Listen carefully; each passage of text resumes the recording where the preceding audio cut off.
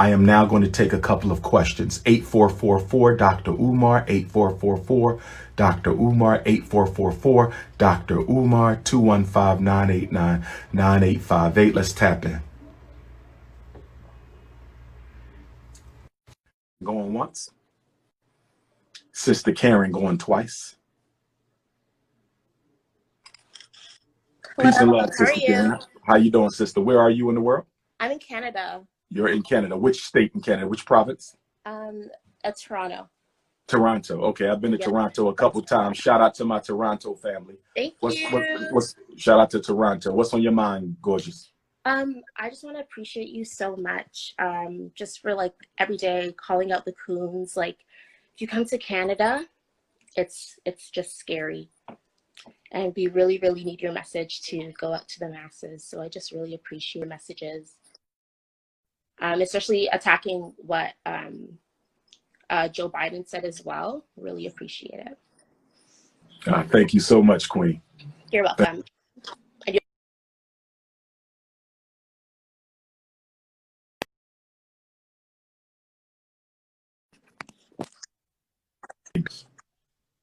Hold on one second. I got to block somebody because once.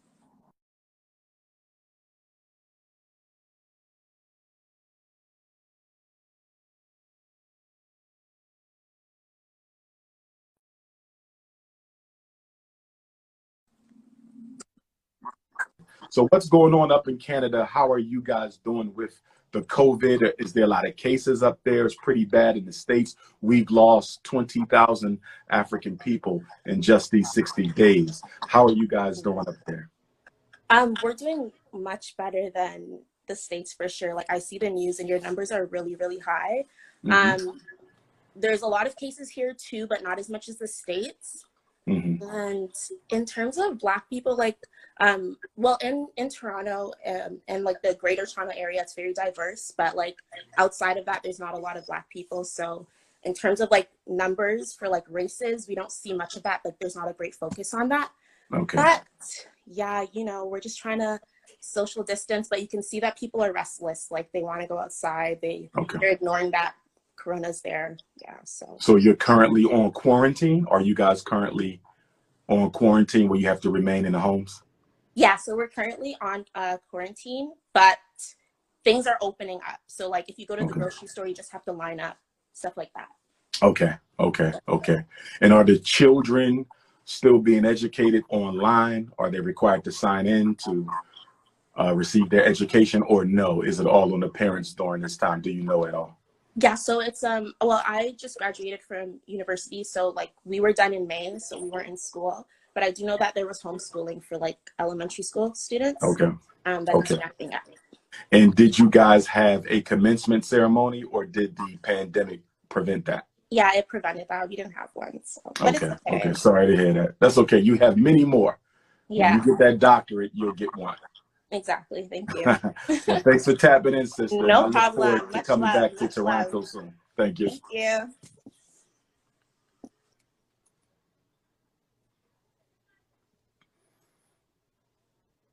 Go ahead and tap in. I'll do a few more.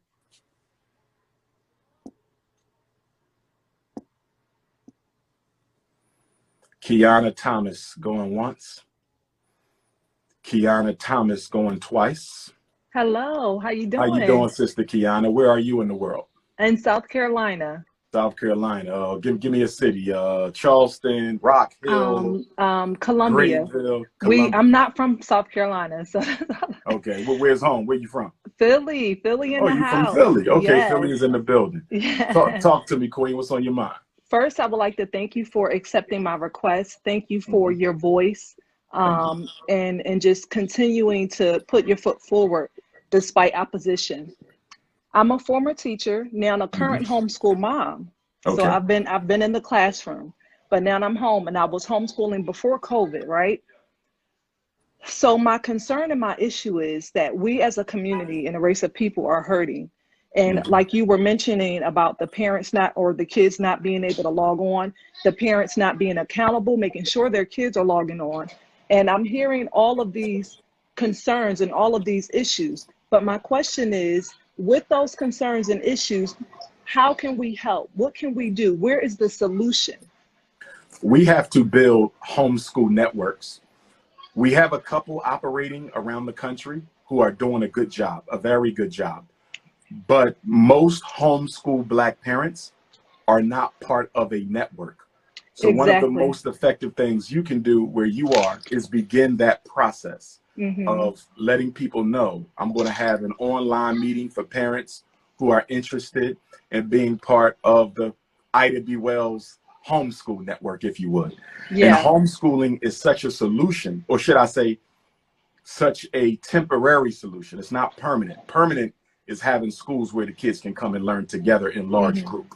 Okay, but it is a good temporary solution. It works for everybody. Because if you have 9 other families that want to homeschool with you, that means there's 10 different subjects being taught. You plus 9. Right. You follow. And see, I did that. I did that. I created a homeschool co-op. It was art and science, but the problem is, and I wanted to gear it towards just our group, because we don't have that representation, especially in the homeschool community. So you go into the regular school community, which is one of the reasons why I needed to homeschool my children. I need them to know their true history. We are not slaves. Our people were enslaved. There is a difference. Absolutely. And just the brainwashing and the mindset that they just try to push on us. The problem is we as a community, and they've done such a great job with this and keeping us separated. We as a community don't know how to come together. Absolutely. And we don't know how to support each other. And when there is somebody trying to do something, it's just always backlash. And that's why it starts from within. Yes, ma'am. And not to cut you off, but that's why when you reorganize your homeschool network, you want to determine for yourself how many parents you want to be a part of that. And then you also need to have exclusionary criteria that everybody knows about up front. If you miss your class twice, you and your child might be out of this homeschool network. You follow me? It's going to, you know, because Black people, we bring standards. Although we talk unity, we love to talk unity. We don't practice it. Exactly. We bring that self-hate. We bring that gossip. Yes. We bring that light skin supremacy, dark skin supremacy energy. We this is bring so that true. I have a college degree and you don't energy. So you have to be able to exclude people too. And at this point in our sojourn here in this country, after 400 years under European oppression, I would argue that being able to put people out of an organization is just as effective as being able to bring people into an organization. Wow, that's a I want great to say that perspective. again. And I hope everybody who's an organizer is listening to this. I hope everybody who's an organizer is listening to this when I say this.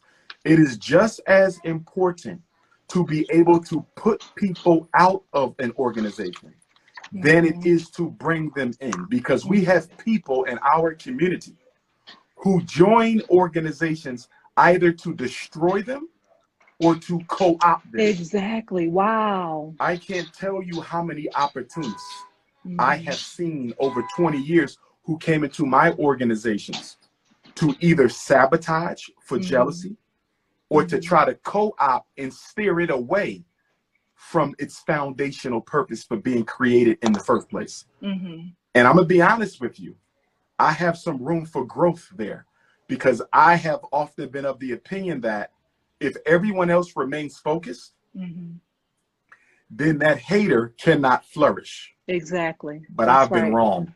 I have been wrong. Some of the strongest people I've met, because of that Willie Lynch vulnerability, they have been particularly susceptible to being turned against the work and the organization. They are susceptible to self-hate. So you cannot, do not underestimate how influential, just one, you cannot underestimate how influential one coon will be in an organization with 100 positive Africans. Put them out the minute you notice you are not here for the right purpose. You're not here for the right work. You have to go. And that has been a weakness of mine, but I have learned from it. And when we go forward with FDMG and Team Pan-African, I am going to become ruthless Right. against the Yeah. renegades. Yeah. You cannot allow people to destroy something that you have worked for. And you have to make sure that your day ones are really your day ones. Because most of our great leaders have been destroyed and assassinated by their day ones. Nearly every one of them. Wow. So this Black leadership game can be a very dangerous thing Right. if you are not serious about bringing in the right people and putting out the wrong people. Thank you. That was amazing. Really, that was really good. And that part, I had to write that down, excluding people from, because again, it's just like being on social media. We're so interested and so excited about having people join our cause that we're Yes. not really looking at or even understanding what their motive is. Quality over quantity. Quality over quantity wins any day of the week. Give me 5 strong than 500 weak. Right. 5 strong will do more than 500 weak. You Right. only want the strong ones. Sometimes we want to settle for anybody who shows up. No, you have to put them through the same rigorous prove yourself process. You have to. Now I have a Easy come, question. easy go. Easy come, easy go. If it's Exactly. easy for them to get that close to you, it'll be easy for them to sabotage you and walk out as well. Exactly. I totally agree. With your school that you're talking about starting, do you have any plans on offering online options? Down the road, but not in the immediate. However, though, because of this COVID pandemic, I am fast tracking my homeschool network, which is something that I've always planned to do, but it was way down in the distant future. Okay. Because I felt that we as a people were selling our children too short, too soon, by only willing to build homeschools and homeschool networks, as opposed to providing our children with what all other children have, and that is brick and mortar institutions where they can learn face to face from a teacher in concert with their peers. As I said earlier, if we can voluntarily hemorrhage tens of millions of dollars for useless products, why can't we voluntarily hemorrhage tens of millions of dollars for brick and mortar academic institutions? So we are going to move forward with the homeschool network, and there will be a virtual academy built into the Frederick Douglass Marcus Garvey Academy platform, but that will be a few years down the road. The homeschool network may actually begin prior to the virtual school campus. Okay, well, if that's the case, look into me, because I have my master's and national board certification as a teacher. I also create for our community. I create resources. Don't do that. I create resources for our community geared towards African Americans, because once again, when I'm looking at teaching my child, whatever, whether it's ABCs or whatever, my kids are young, elementary. I do have a child in college, full scholarship. I'm on the phone. Stop. Thank you. Stop. Full scholarship. But what I found was the same issue I had in the public school setting, with the support, with the understanding of who we are as a race of people. That is not there. It's not. It is not there at all. So I had to create it for myself and for my own children. Powerful. Powerful. Yeah. So thank you for keep your up the time. good work. Did you take my number? I did not. Okay, let me know when you're ready. I'll give it to you. I'm ready. 215-989-9858.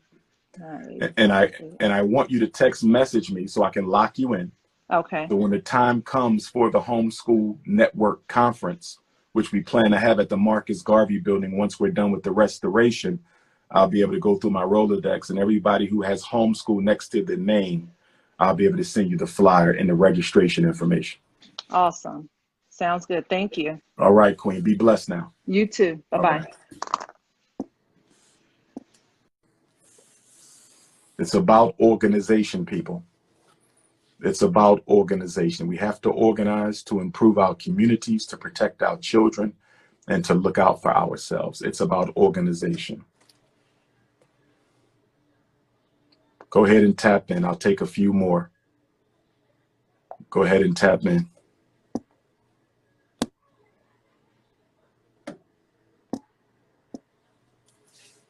Is that Whitney? Is that Whitney J? Whitney Houston, Whitney Johnson? Where you at, Whitney? Hi. Peace and love, Sister Whitney. Where are you in the world? I am in Atlanta, Georgia. Atlanta, Georgia. I'm loving your natural hair, Queen. What's on your mind today? Thank you. Well, I've been following you for a while now, and I just graduated college. I wanted to show you my graduation cap. Okay. It's Dr. Umar inspired. Oh my goodness. Oh my god. I love it. I love it. I love it. Yeah. I love it. Politics over Punani. Yes, ma'am. Yeah. I just graduated with my bachelor's in politics, so I wanted to, you know. Congrats. Political science? Sorry? Political science? Yeah. I was also political science. Wow. Okay. Yes. Yeah, so I just wanted to thank you. Like, keep putting your message out there. Like, people are listening, and like, you know, don't listen to the haters and all of that. I don't pay them any mind. Yeah. That's my, you know, we're about to do the Pan-African fast on June 10th. And so one of my pledges is to not give my energy anymore to the haters, but go right ahead, Queen. Yeah. Thank you so much. I'll let you get back to it. Will do. Appreciate you. And once all of this is over, I will be coming back down to Atlanta. I normally do my lectures at the Shrine of the Black Madonna on Ralph David Abernathy Boulevard. But just make sure you follow me on one of the social networks. So when I put that flyer out there, if you have time, you can come on through. Great. Thank you. Have a nice day. All right, Queen. Take care now. Bye-bye. Thank you.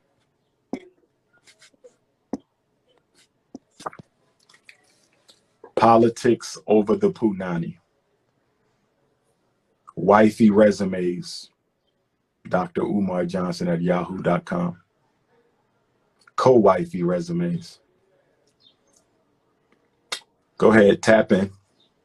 Another question.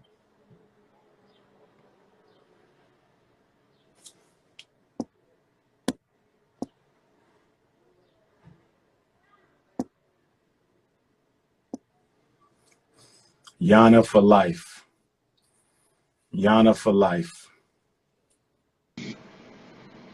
How you doing, Sister Yana? Good. How are you? Where you at in the world, Queen? Right now, I'm in the car with my family. We're going on a road trip to Florida, so that's cool. Coming from where? Where was home at? Atlanta, Georgia. Atlanta to Florida. Okay. How Much are love. you? All is well, Queen. What's on your mind? I didn't know you were going to accept me. I'm like, oh my gosh. But I have a question. Like, you were talking about earlier how we include everybody because we try to make people feel comfortable, even though they're okay with not making us feel comfortable. Mm-hmm. And like, doesn't that go for non-Black people of color too? Do you think so? Give me that again. Like, okay, so for example, I'm in college and there are a lot of like organizations for like Black students, but I go to a PWI, I go to Boston University. And I just feel like they're usually like when it's a Black group, like when it's a group made for like to give Black students a voice, I feel like they include other like non-Black people of color, like Hispanics and things like that. And I feel like that should go for them as well, even though— I totally agree. Yeah. I totally agree. And I went to a PWI, Millersville University in Lancaster County, Pennsylvania. And I was president of the Black Student Union and founder of the NAACP student chapter.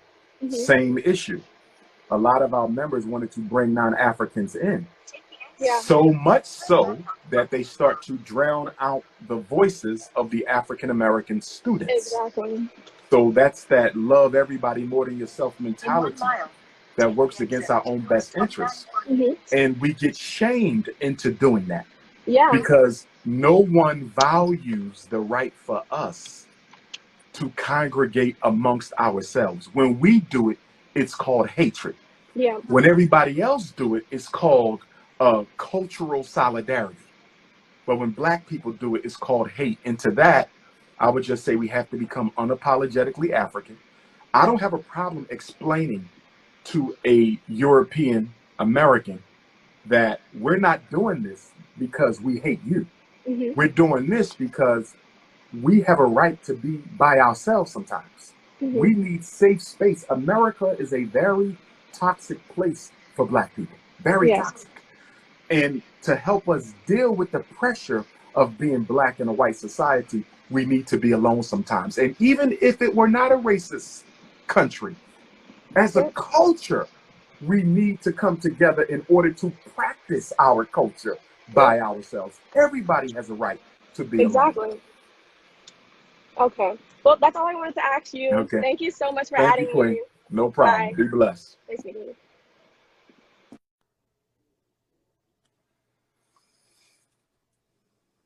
Tap in.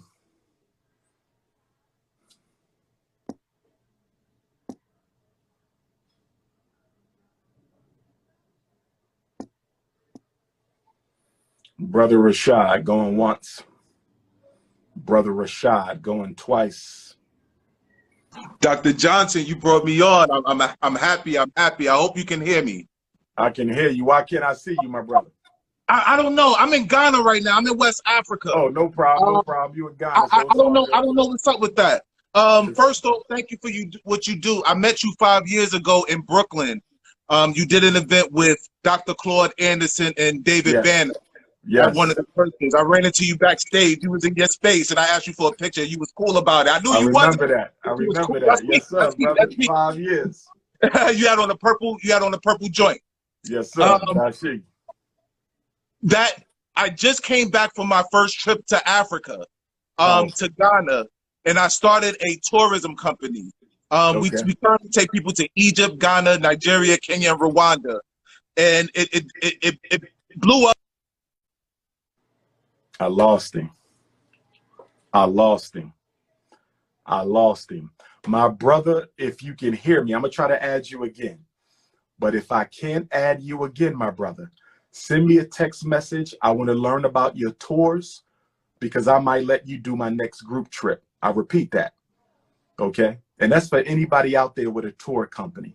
If you do tours to the continent or to the Caribbean islands, if you do tours and you have experience putting on groups, I would love to see what type of packages you have, what kind of rates you have, because I may allow you to produce the next Dr. Umar group tour for summer of 2021. So just email me some information about yourself, DrUmarJohnson@yahoo.com.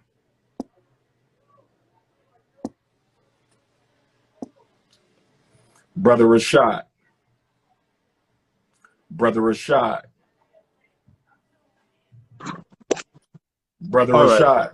Brought me back in, but okay, listen to me, Brother Rashad. Listen to me. Listen to me. Listen to me. Yeah, I heard you was about listen the number. To me. Listen to me. Listen to me. Do you have my number? Do you have my number? Yes, yes, yes. The 215989. Yes, because I want you to send me your tour packages because my next group tour might be with your company, my brother.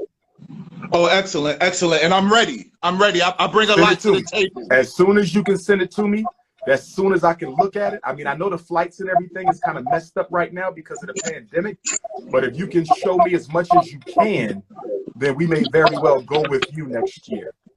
Yeah, I'm ready. I'm definitely very well organized. I'm well organized. Okay. And I need that info. I need that info. Okay. I wish you lost them again. We lost Brother Rashad again. That's okay, Brother Rashad. You got my number. You got my number, so make sure you hit me. Make sure you hit me. We got King Ramil. King Ramil. Going once. Hello? King Ramil. Why I can't see you? Where you at, brother? Right here, man. Well, how you doing, sir? I'm doing well. Why can't I see you, though? There you go. I can see you now. I can see you now. Okay. Where you at in the world, my brother? I'm in Atlanta, man. Your third Atlanta. What's on your mind, my brother? So, man, I've talked to you a few times, man, before. I'm the film major from Georgia State. I just graduated, actually, from Georgia State. Okay. I'm the film major. Now, when you say films, what's your focus? Documentaries or feature films? All of it. All of it. Narrative, documentaries, all of it. I want to do all of it. Well, you let me know what you're trying to do. You know what I mean? I do a little acting, so I'm trying to put together something conscious, though. Something conscious. And we talked about the Prisoner Pipeline documentary. I talked to you. Okay, I got a brother leading on that. Okay, that's cool. But that don't mean we can't use you for when I come down south to do the interviews. You feel me? Right. Because he's in New York. King Ab's in New York. But when I go to Georgia, maybe you got to handle the videography for Georgia because I got to interview the parents in that area. And man, thank you so much. And I got plenty of people down here. I got an internship with people who are videographers and people that I connect you with too. So just let me know. Okay. I wanted to ask you, man. In this pandemic, I've kind of been wondering why this has happened during a census year. I wonder if that's a coincidence. It's not a coincidence. I want to get your thoughts on. Yeah, I definitely believe that that was a collaborative effort because, as you know, the census began with needing to keep count of the amount of Africans who are still in the country. Mm-hmm. The census was for us to make sure they knew exactly how many Africans were in America after the American Revolution. Yes, sir. The census was for us to make sure they were always aware of our numbers. So it's no coincidence. COVID, get rid of as many as you can. Mm-hmm. And then keep a strict count on how many you have left. And I also believe that one of the reasons the stimulus checks came out was because they felt that a lot of African Americans would not fill out the census paperwork. So one of the best ways to get African Americans to fill out the census paperwork is to offer them that check. And when you go online to fill out the information for your check, you're basically giving them the information they need for the census. So the stimulus check was the mouse trap for the census. The stimulus check was the mouse trap for the census. Mm-hmm. Wow. I mean, that's interesting because they never would talk about that in school or anything like that. And another thing actually was like, since you've taken on this career in activism, what has been the most challenging part of trying to achieve your biggest goal, which is liberation for us? Like, what has been the biggest challenge you've had so far? Good question. Very good question. Firstly, I would say that I was well prepared for the job because I studied the trials and tribulations of all of my Pan-Africanist predecessors, as well as my two biological relatives who were also activists, the Honorable Frederick Douglass and Bishop Wayman of the AME Church. So studying their life story, I saw how difficult it would be to organize us for our own benefit. And I also learned how difficult it would be to fight back against the oppression. But speaking specifically for me, I would say the most challenging part of the work right now is getting members of our community to understand that I am not a celebrity. I am an activist. That is the toughest part of the work now. So many people see me more as someone to, and I love taking the pictures. I don't have a problem taking the pictures. I don't have a problem with the interviews. I love all that. All of that is beautiful to me. But I take issue with the fact that nobody wants to do no work. They just want to come to the events. They want to have fun, but they don't want to do work. So I would say the toughest part is getting people to see that I'm not an athlete, I'm not a rapper, I'm not an entertainer, I'm a grassroots activist. And if you want to be aligned with me, you have to do work for the people. The toughest job is getting people to do the work. Excellent answer. And I figured you would say something like that because I know a few nameless activists who have tried to, donate to the cause and things like that, and various things have cost you some opportunities. We've spoken about that. I also think that with celebrity in particular, I don't know if you and other scholars, Boyce Watkins and Pat Napier, who are spoken about the community, have said that how Black celebrities, and sometimes shouldn't be so quick to trust some of them, not because of their position in capital, their position in how much money they have. Not saying that they don't have a cultural commitment, but that they might be less incentivized because this is for them. Do you believe that in modern day society, Black people, do you think that I had a discussion yesterday, do you think we're more selfish than we've ever been when it comes to helping hand in hand? Hands down. Let me give you an example for that. Okay. For that. Well, first of all, I want to say that the Black celebrity should not be evaluated as an individual, but as an entity. Black celebrities should not be evaluated only as individuals, but as a political phenomenon and an entity. I'm saying that to say that to demonize individual Black celebs would not help our cause, because you're failing to recognize that there's a system in place that breeds a Black celebrity who is not loyal to the Black community. I want to say that again. There's a system that produces these Black celebrities who are not loyal to the Black community. If you only look at them from an individual perspective, you will miss the point that this is not about a personality. It is about a system of breeding rich Blacks who do nothing for the community. And that this system is maintained by the Black community and the white power structure in cooperation. We support them, we encourage them, we advertise them. So we are just as guilty as is the power structure for all of these rich celebrities who don't have loyalty to the Black community. I look at the Michael Jordan, and I was watching a video today, and they were talking about, and they were talking about how much he ignored what was going on in the Black community while he was in his prime. Not only did he fail to support publicly certain Black elected officials, he said nothing about the Rodney King riots. He said nothing about the Black youth who were being murdered for his sneaker. Okay. And when he was asked why didn't he support a Black man running for office in his own town against a noted racist, he simply said that Republicans buy sneakers too. And when he was interviewed on the documentary about it, he said, I was dedicated to being an athlete, not an activist. Right. So Michael, but look how much we have supported him then and now through the purchase of his Air Jordan sneaker. Black people made Air Jordan the #1 selling sneaker in the world. Yeah, we did that. So here's a man who has not reciprocated on our investment. Michael Jordan has not reciprocated on our investment, but yet and still we champion him and we promote him just like we do Barack Obama, just like we do many of these rappers. Yes. And I was going to ask you that. I spoke about that. I took African American psychology class this past semester, my last semester. I'm gonna give you 2 more questions, and I'm gonna let you go.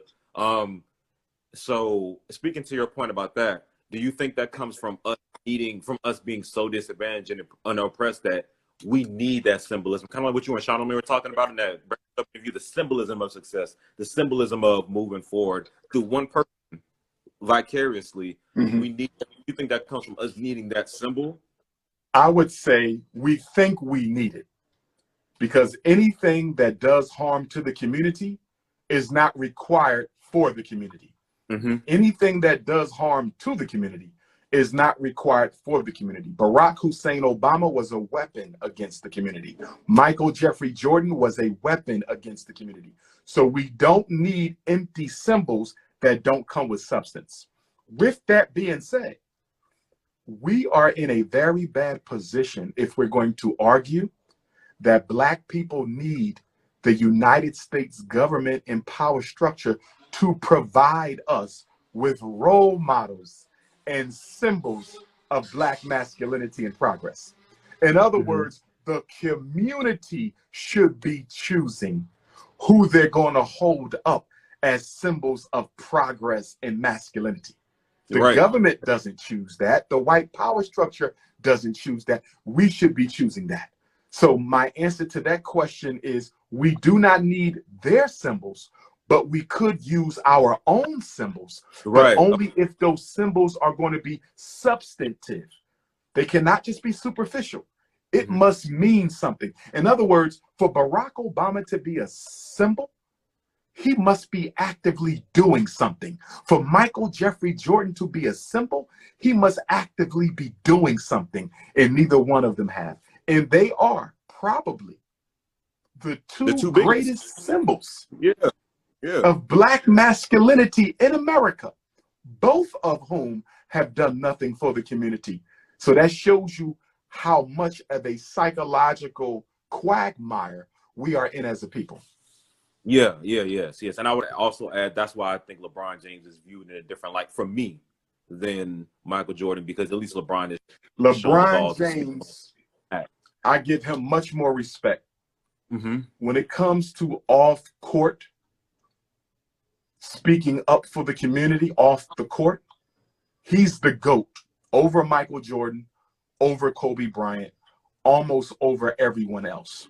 And I'm going to say almost because with Ali being in that conversation as well. Yeah, well, I mean in contemporary times. Okay, got you. Muhammad Ali is a god compared to LeBron. If you're going to compare LeBron James to Muhammad Ali, then LeBron James respectfully would be a coon by Muhammad Ali standards. No, I mean respectfully, because I support LeBron. But if you're going to compare him to someone like an Ali or our brothers who put up the fist at the Olympic Games in Berlin, LeBron don't compare to them. Compared to a Jordan and a Kobe, LeBron has done a good job. Compared to a Muhammad Ali, LeBron can be doing much better than he is. Would you say Colin Kaepernick is a better comparison? Yes, I would put Colin Kaepernick even above LeBron Jordan. Excuse me, LeBron James, because Colin Kaepernick took a stand that cost him his career. LeBron James has never taken a stand that would cost him his career. Not yet. He has never taken it. And I don't want him to lose his career. I want to be clear. I'm simply saying that there's nothing he has said or done that is worthy of consideration for being, for him being considered a threat to the image of the NBA or professional sports. Absolutely. And one last question. I'm gonna let you go. In my African American psychology class, we talked about helping the community on a grassroots level, micro level, institutional level, macro level, so on and therefore. One of the solutions that I found, or how do you feel about grassroots organizations that we need them? You want specific? You said sorry again? No. I was just saying, I was interjecting to say we need them, but continue. We need grassroots. Yeah. I was saying this. So I found one in particular. I'm not gonna name them on this live, but I'll tell you about it through your number. They practice. How do you feel about a grassroots organization that one of the suggestions I made that they can have is for those of our people who are coming out of situations where they've been in prison or in jail, especially for nonviolent drug offenses. How do you feel about a plan in which we implement a grassroots organization that has maybe job programs or job training programs if there aren't any already for those who are coming out of prison, especially? Okay. I pause only because a job training program doesn't necessarily give you a job. Okay. So whatever we implement as a solution, it must directly address a problem. So we need to be able to give our people the training plus the job. If the training doesn't guarantee a job, then the training is a waste of time. Just like with college, you get all this training and rarely does it equal jobs for Black people. You follow? So when somebody says go to college as a solution, going to college in and of itself is not a solution unless it leads to employment. And for the bulk of our people, it does not lead to employment. So just make sure it's connected to a tangible. It must be connected to a tangible. Opportunities and resources. Opportunities and resources. Those are what Black people need. And absolutely. And one last thing I'll say is agreeing to your point of all tangibles and everybody who's talking about something we can actually see, touch. I think that from now on, we shouldn't be fighting for changes unless it's something. We should be fighting for change fronts, but especially change for something we can feel. Not just imagine, but you need to feel change. That's when you know change is effective. When you can feel it and it's affecting what your everyday life routine would have been, that's what I think we need to be fighting for. Something that's going to happen to that point where it affects us so strong that we can feel the change and actually feel like we're getting to where we want to be instead of just kind of going in this circle of we're activists when a tragedy happens, then we go back to the same pattern. You know what I'm saying? Exactly. You know why? Because there has been no revolution of consciousness yet. And a lot of us have mistook information accumulation for a revolution of consciousness. It doesn't matter how many books you read, how many trips to Africa you take, how many African names you assume, how many black colleges you've been to, how many grassroots organizations you belong to. It means nothing unless you have declared war on your inner coon. One of the reasons we're doing the 21-day fast from June 10th to July 1st is to declare war on the inner coon. We still have that in us. It is there. It has been there for 400 years. And until we crucify that demon inside of us that keeps on telling us we don't have a right to be better and that we can't do better, we'll never get around to becoming better. There must be a psychological revolution before there's anything else. And that's why we're starting with the Frederick Douglass Marcus Garvey Academy. All right, man. Excellent answer, man. That's Thank you, brother. You got my number, so hit me up. Yes. Let's talk about that FEM thing. Let's talk about that FEM thing. Yeah. I'm a screenwriter, man. That's what I do. I want to contribute my part to creating fresh, new, original, progressive Black stories. That's going to be my biggest contribution to our people, and to also work with people like you who are putting tangible institutions and plans together to actually push our people forward, man. So I appreciate you, man, for everything that you do. Continue to do it. I'll continue to support you. Got you, my brother. Be All blessed. Right, all right.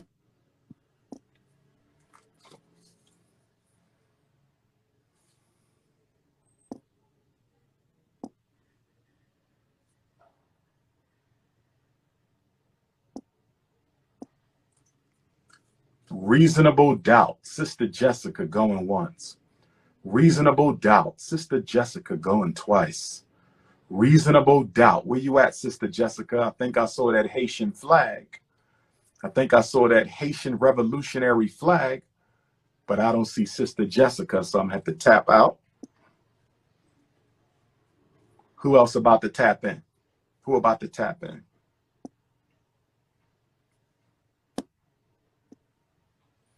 Swank the indigo. Swank the indigo. Going once. Where you at, Swank? I got to see you to talk to you. Swank wasn't ready. Tap in.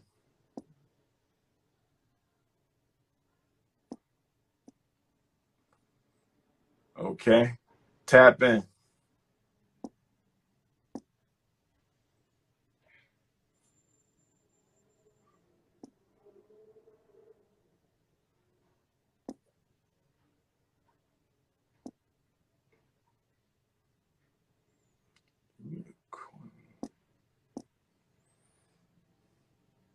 Jahel going once.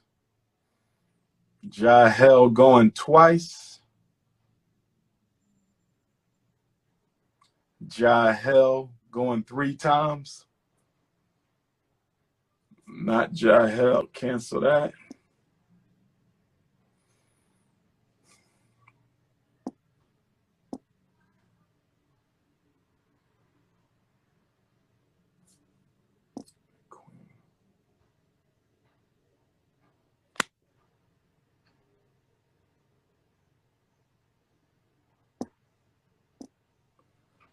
Where did Professor Rob at? Professor Rob? Professor Rob.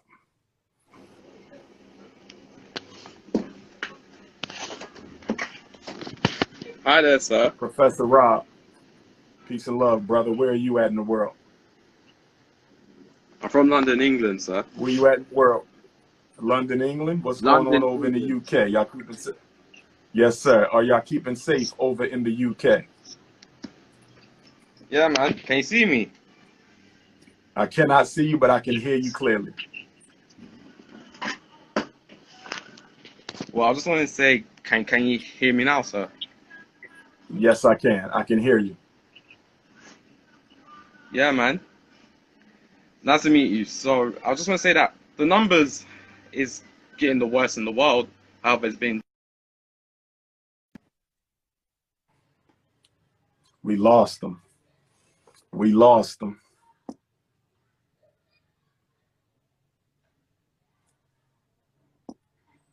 I want to queen.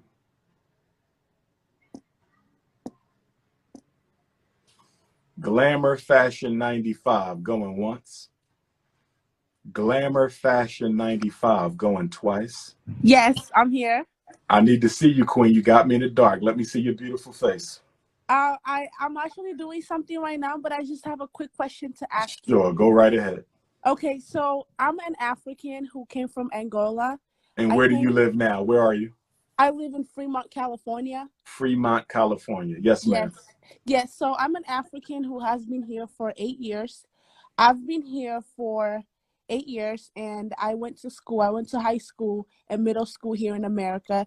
So back home in Africa, we have a really bad reputation of African Americans.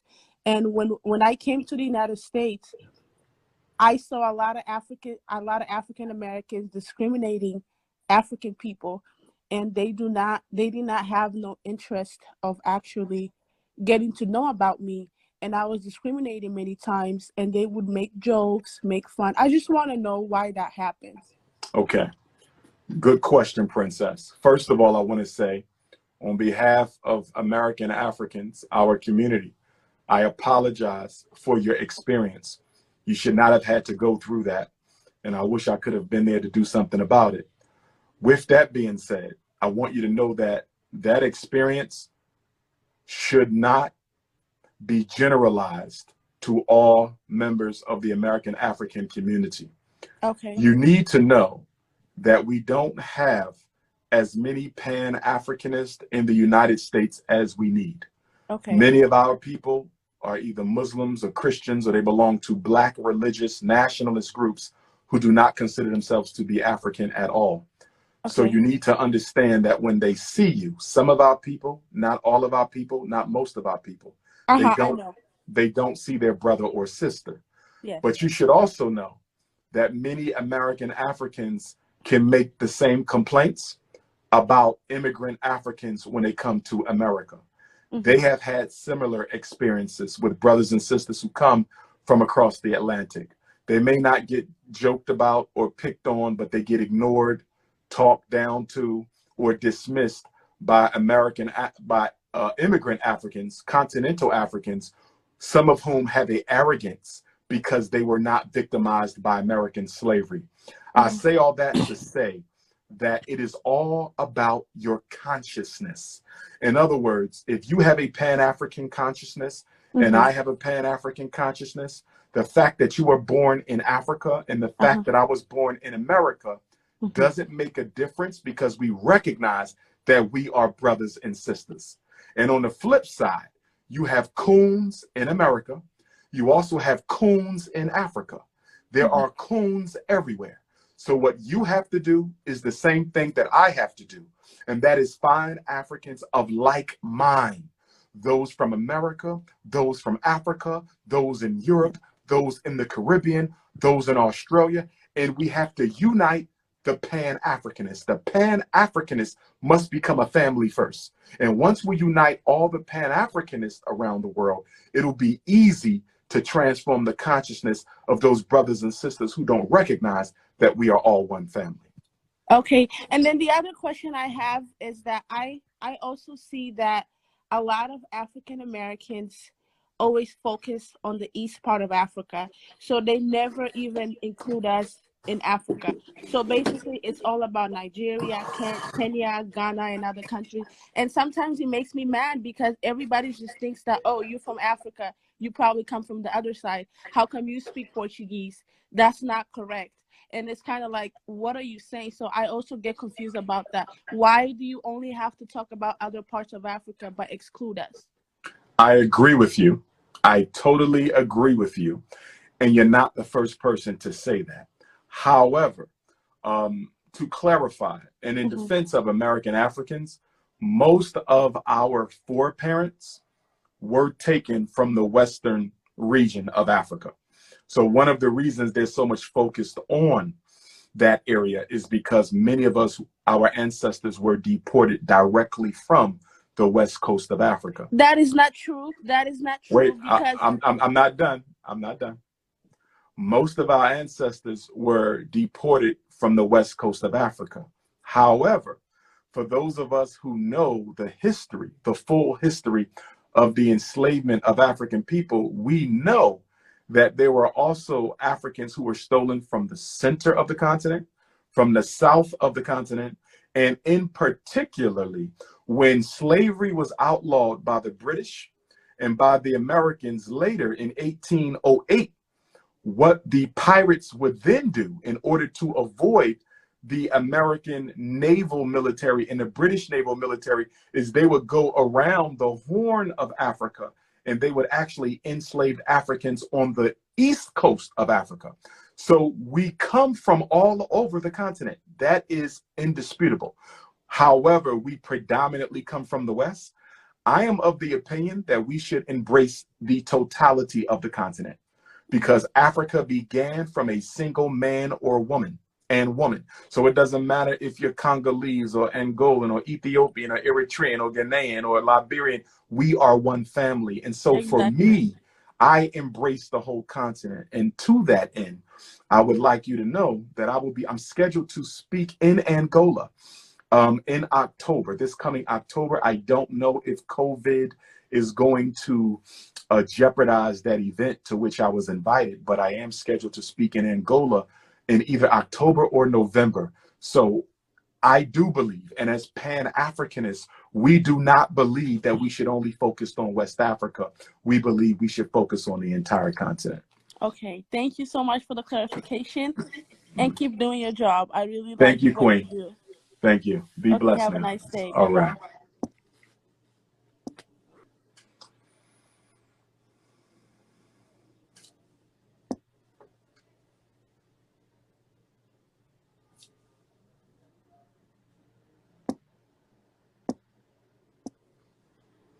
Monroe youth going once. Monroe youth going twice. I'm sorry. Hey, beautiful. How you doing? Good. How are you? Where you at in the world? I'm in Pennsylvania.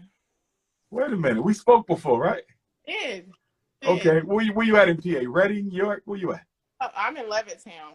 Levittown, PA. Levittown. I was in Levittown. What's in Levittown? You? Oh, I know it's in Levittown. I can't say, but I know it's in Levittown. No, it's a business thing. That's the only why I can't say. Okay. What you doing in Levittown, though? It's like two black folks in Levittown. What you doing in Levittown? Trying to make a difference. Okay, I understand. I understand. What's on your mind, gorgeous? So I wanted to talk to you. Actually, I invited you to one of my classes in the fall because I teach psychology. That's right. So what is the status of that given the COVID? Right now, they're trying to have it in person, so we don't know anything. Let me know. I can drive up. That's not a problem. Yeah, they're excited to see you. I told them you might come. Okay. So, do not mention the college's name. I'm not. Okay. Not. Okay. But I did want to ask you, because I know you talk a lot about people always talking about things instead of doing it. Yeah. So how would you suggest people do it? Like I held a Zoom thing on from commit to the present for kids in my community that they didn't come from slavery. Because that's taught in the school. That's the first thing they're taught. Yeah. Place where they're thinking they're inferior. So where do people start? Because people all they want to do is talk. How do you suggest they can take action? Well, first you got to find the people who are interested in taking action, because most of our people don't want to work. I can guarantee, if you go on YouTube right now and if you take the 20 or 30 biggest fake woke voices on YouTube, they're not going to do any work unless they're in front of a microphone, right? So you got to find the people who want to do some work. And then once you find the people who want to do some work, you have to choose a project, something that's going to impact change. It could be on the low level. Now you got to crawl before you walk, something real simple. Okay. And you build them up with small victories towards more larger responsibilities, you know. So it could be something helping the elders. It could be a Pan-African Boy or Girl Scout rites of passage program, simple things. And then you lead up to the more stronger things, but meet them where they are. Don't give a baby solid food. And so with our folks who are not used to struggling for black folks for free, you have to meet them at a low level. Start a newsletter, build a website together, put out conscious information. You know, let's go to a school board meeting and let's protest one of the recent changes. Let's go to one of the governor panels and express ourselves there. Just slowly get their feet wet in the world of legal activism. because Okay. we know down the line there becomes a time for illegal activism. But get them started with the legal activism first and build from there. Okay. Thank you. I'm getting them to come out. I think a lot of people don't want the truth. There's a lot of information. Oh, they don't. And why don't they want the truth? The main reason our people don't want truth is because truth is painful, and truth also provides you with an obligation to do something about it. Our people don't want the responsibility for change. That's why we keep going back to the government. They need to give me reparations. They need to put me back in segregation. If you notice, every time we talk about solutions, we go right back to the government because we don't want the responsibility or the obligation for change. And that's why we'd rather stay ignorant. Yep. Yeah, that's true. Mm-hmm. All right. Well, thank you. I know it starts small, but we're trying to give it a try. Yes, indeed. Yes, indeed. And you got me on the phone, so text me, call me. We can always talk. All right. I appreciate you. Thank you. All right, gorgeous. Take care. All right.